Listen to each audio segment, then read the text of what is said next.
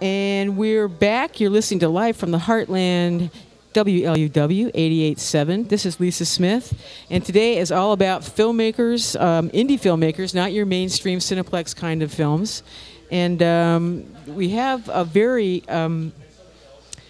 we have a very unusual retrospective that we're going to talk about. Nancy Watrous is the executive director for the Chicago Film Archive. I don't know if a lot of people know about you, the work you guys are doing.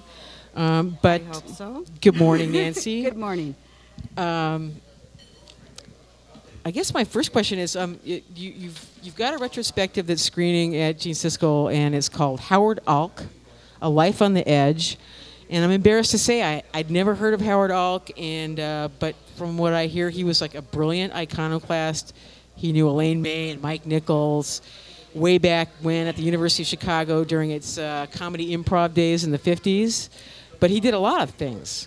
That's CFA was doing its job when we decided to do this retrospective, because part of our mission is to kind of unearth the unknown and neglected filmmakers and films from the Midwest. So Mike Gray had suggested that we do a retrospective on Howard Alk, and Mike Gray was co-director with Howard on American Revolution 2 and Murder of Fred Hampton. So my co-producer on this project, Andy Urich, put together a timeline and a filmography, and we met... But how did you even... Okay, because Mike Gray suggested it, you hadn't heard of him either. Howard Alk. You weren't too familiar. I wasn't real familiar. I'd heard of him, but I knew that most people hadn't. And I really didn't know that much about Howard. But Mike strongly suggested that somebody do a retrospective on him. He said nobody has. Yeah, throughout the country, there never had been one. Yeah, this is the first. And so Andy and I got together one night about 3 years ago, looked at this filmography that Andy had patched together and this timeline, and we really didn't see a hook. We kind of saw nothing there, that we couldn't figure out how to organize these films, this material, so a portrait of Howard would emerge. So we decided to start talking to some of the people that knew him.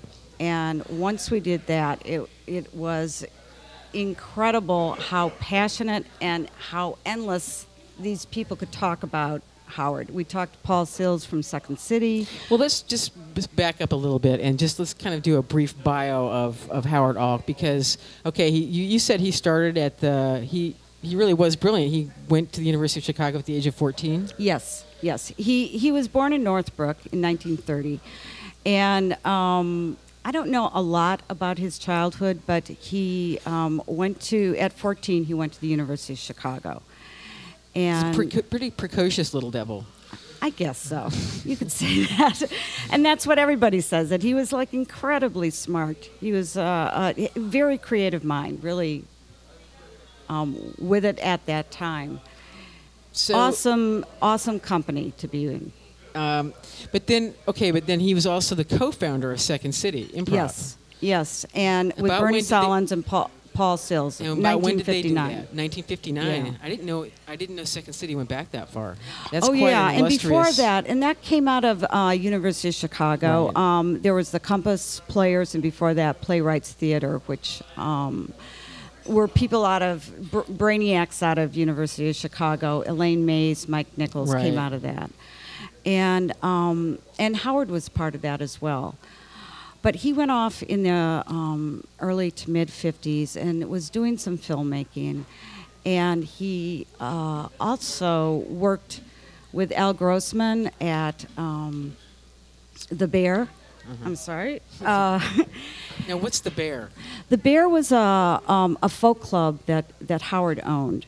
And So he was doing Second City and running a This was club like right before Second City. He ran this folk club, and this is where he met Bob Dylan and the Gospel Pearls, and he had other really interesting groups there. Very eclectic interests, it sounds like. Yeah. Now, if we could just backtrack a little bit, you mentioned some of the films that he worked on. Now, he did primarily editing, but he also He Was it directed. He directed shot a few. film. Yes, he shot film, but he became to be known for his editing. He was able to weave a lot of the music that was going on at that time with the perspectives of young people, and in particular also the perspectives of African Americans. And that started to come out, that started to emerge. If you start looking at the films that he made, there was he was able to successfully translate some of the perspectives of African American community at that time.